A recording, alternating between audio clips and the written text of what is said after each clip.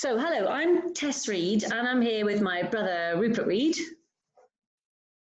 Because, hi, I watched your video last week, which I know went quite viral, all about how the government has been dealing with the coronavirus epidemic. And I wanted to ask you some questions and sort of follow up on that for some things that you weren't able to cover in that. So we obviously can't be together, so we thought we'd do it this way. What are the ways in which you think the government's leadership could have been better? Do you think that there could have been more they could have learned from international examples? Well, absolutely. I think that's clear. I mean, let me say something very briefly first about what they have done well, at least recently, which is they've got their communications going a lot better. I don't think the way the press conferences are going is really very satisfactory, and that I think the press are not doing a very good job of holding the government to account, which is partly why I made my video. But I do think that it's good that the government are having the daily press conferences and addresses to the nation and so on. But in terms of the actual substance of the situation, as opposed to the communications, I think there really is a hell of a lot to be desired. Britain is several weeks, even months, of course, behind other countries. And that means we could have learned from what happened in those other countries.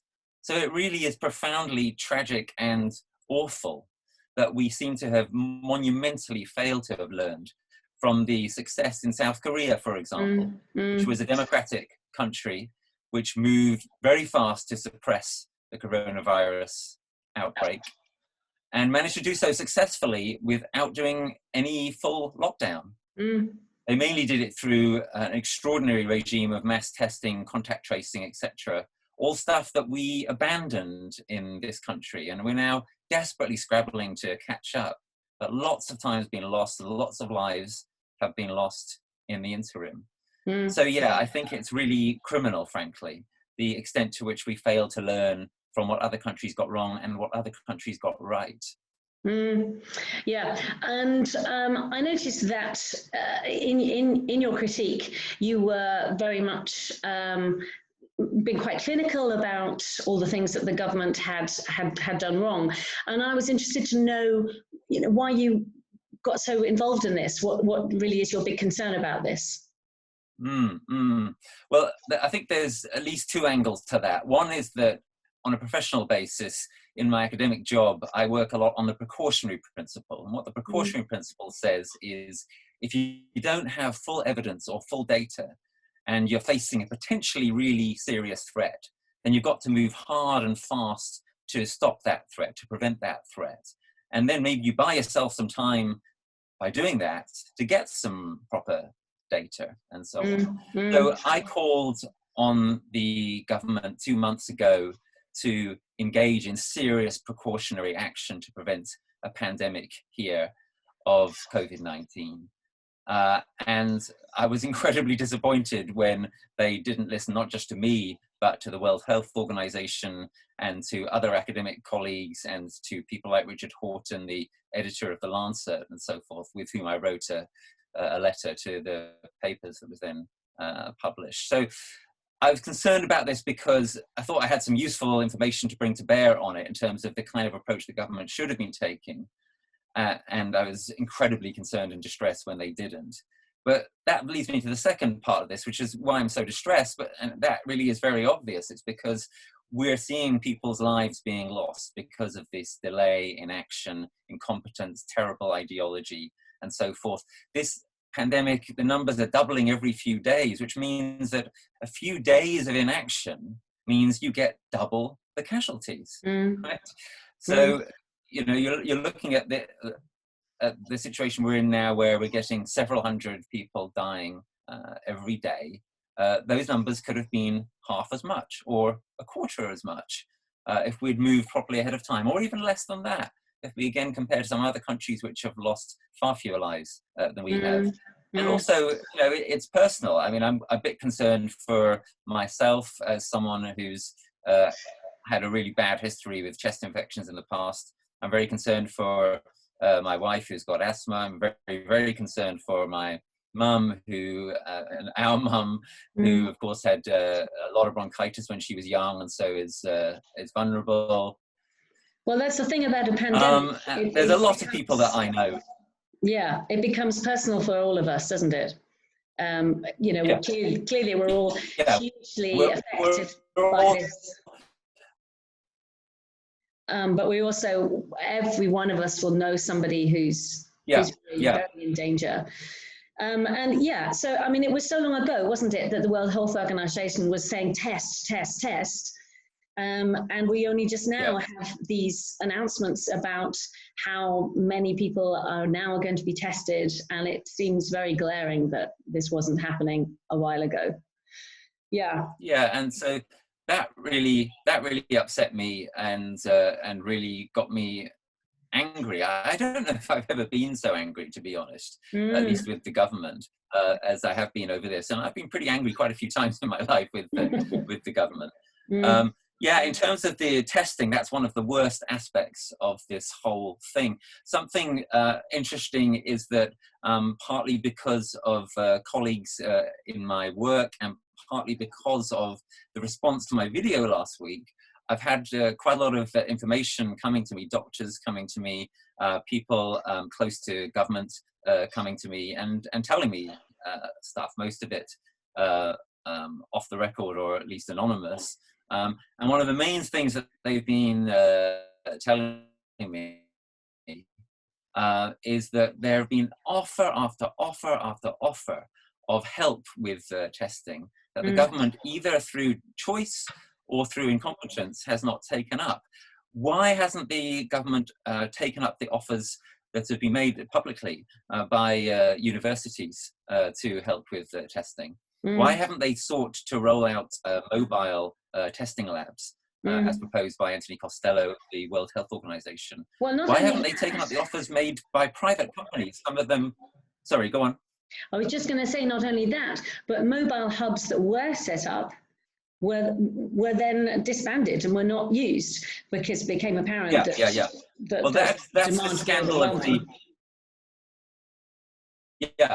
that's the scandal of the ending of community testing, which was a disastrous policy mistake and was part of the whole appalling herd immunity fiasco that I criticized in my video. In terms of the private firms offering to help, this is really interesting and important, and a lot of this is not in the public domain because a lot of these private companies have been contacting the government privately with very serious offers of help. In Germany, it's been happening. German companies have been doing tests, and they've been doing it for free, which is how it should be. Companies shouldn't be profiteering from testing during this emergency. But, you know, a lot of private companies are willing to do the right thing in this emergency situation. And, you know, they just haven't been taken up in terms of their offers to do that. Yeah. And that's a really, really tragic error. Yeah. Well, what I want to move the discussion onto very importantly, I think, is to what you think needs to happen now. What are the action points that are needed right now to try to bring some improvement in this national, international emergency? Yeah. So let's start off with the testing situation. We need to get much more serious, really, really quick about testing.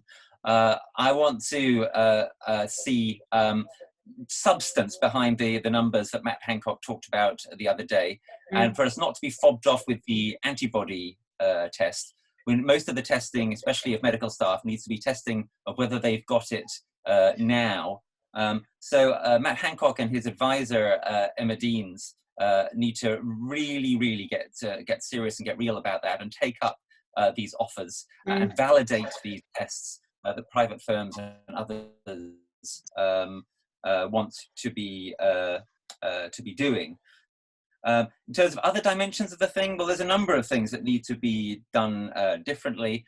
One that I want to mention, which hasn't been in the public domain much, is that I'd like to suggest that medical personnel who are in this country who are, for example, refugees or asylum seekers, should be permitted to work. That's the kind of thing you do in an emergency if you're really serious about pulling out the stops to deal with the emergency. Thermometer checks, checks on fever. These should be all over the place in places that are still frequented. So, for example, government departments, tube stations, supermarkets, people should be being, hotels, people should be being checked for their temperature, which is not infallible, but is a basic guide which will pick up a lot of coronavirus. Definitely. That's something that I'm aware of, because I teach a lot of Chinese students, and they've had obviously many sort of things ramping up and ramping down again in different parts of China. And one of the ramping down that's happening now is there are far fewer temperature checks going on, because there was a point where they were just everywhere and they were constant, but we don't have any. And it's not difficult. No.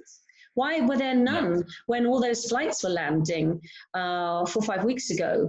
3, 2. And flights are still landing now, Tess. You know, we're still getting people coming in from other countries now, which is very ironic when we are all locked down. Yeah. And people might think, well, does it really matter that much now? Because we've got loads of coronavirus here now, so what does it matter if other people come in with it? Well, there's a number of reasons why it matters. One really important one is that there are different strains of coronavirus, and some of them are more virulent than others. And it may be possible, we don't know yet, it may be possible for people to have more than one at once. And you don't want these strains, multiple strains, spreading around the world. Let me make one more point about what should be being done differently, which is connected with what we've just been talking about, which is that the lockdown itself needs to be stricter.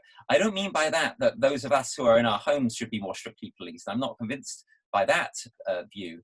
But what I am convinced by is the view that it is completely absurd for us to be stuck at home when quite a lot of people who don't actually need to be are still going to work, still using the tube, etc. So I'm referring, for example, to construction companies, or the specific egregious case of HS2, or some call centers, which are potential hives of the disease. If these kind of unnecessary activities are not reduced more, then we're never going to get out of a cycle of lockdowns, which will be bad for all of us and bad for the economy and so on.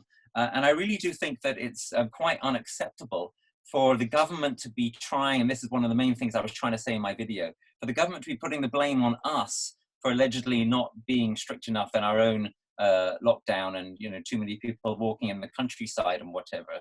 It's really unacceptable for them to be saying that at the same time as they're allowing unnecessary construction and HS2 and all this other stuff to carry on. Yeah. And I think that a further action point that many people are really convinced needs to happen now, of course, is the greater handing out production of PPE. Equipment for health workers, for care workers. There's so much evidence of so many care working organizations who have pitiful quantities of PPE. And again, it's as you said earlier, companies are contacting the government and are not hearing back. Now, I believe that you think that a government of national unity is what's needed. Is that right? Yeah, so I've been calling in the last few days for a government of national unity because it just seems to me that this government has lost so much of its legitimacy. Boris Johnson has done something good today, which he's put out a missive to Keir Starmer and other leaders to say, look, I want to give you a briefing and so on. But a briefing, I'm sorry, that doesn't really cut it. Yeah. In the Second World War, we had a national government, right? We had Parliament continuing to meet, by the way, and we had plenty of criticism of the government, but we had a national government. And it seems to me that if we're really serious about these wartime analogies, and if we really want to be Churchillian, and if we're really serious about the nature of this emergency, which I think we should be, and that's what I've been urging for the past couple of months, then it's high time for a national government. And that, I believe, would give people more confidence. And it would mean, for example, that the likelihood of adherence to the lockdown and so on went up. At the moment, it seems to me there's a justified lack of faith in the government, which is not conducive towards the population going along with everything that the government are asking. Yeah, I totally agree. Listen, I want to conclude on a slightly lighter note now, if I can. I've been asking this question of my friends, and I'm interested to know what your answer is, which is your personal rating out of 10, a score out of 10, where 10 out of 10 is fantastic, right, of your experience of this lockdown. Because I know that many people are actually finding some good in it and some benefit. They're finding time to do things that they don't usually find time to do. They're spending more time with the family. People are picking up art or other sorts of interests that they've wanted to explore and haven't got around to it. And so I've had friends rate the lockdown for them personally as an 8 out of 10 or a 9 out of 10. So my number is not quite that high, because it's at times like this you discover whether you're an extrovert or an introvert, and I think I've always kind of known that I'm an extrovert. So my number is -infinity. So I'm just wondering what your number is. Well, I think I've got two numbers. On the one hand, like you, although not as much as you, I'm not an introvert. And there are certainly things that I miss. And also, I'm having a hard time in the lockdown because I'm not sleeping well and so on, because of worrying about how horrible the situation is and thinking about what I can do about it and so on. So a lot of the time, I'd say it's about a 1 or a 2 for me. But then some of the time, it can be a 7, 8, or 9. I'm finding it's possible to get a lot done. As an academic, I'm quite used to working from home and working in front of my computer anyway. And I'm certainly finding that that the importance of what I'm able to contribute at this time seems quite significant. Like I say, it's been quite gratifying and encouraging to get doctors coming to me and saying, look, keep doing what you're doing. And by the way, here's some information about testing or what have you that you need to know, and maybe you can feed in to what you're bringing to the public. I think that it is possible that we could get the kind of changes that are necessary, which will mean that we'll have to lock down not for an infinite amount of time, and that will mean that that you and others who are having a horrible time of it, Tess, will be able to get out of this, I hope, before we lose too many weeks or months. Yeah. Let's certainly hope so. Fabulous to speak to you today. Yeah, good to speak to you. I hope to see you in person before too many weeks or months pass. Oh, that would be nice. Let's hope so. All right. Cheers. Bye. Bye.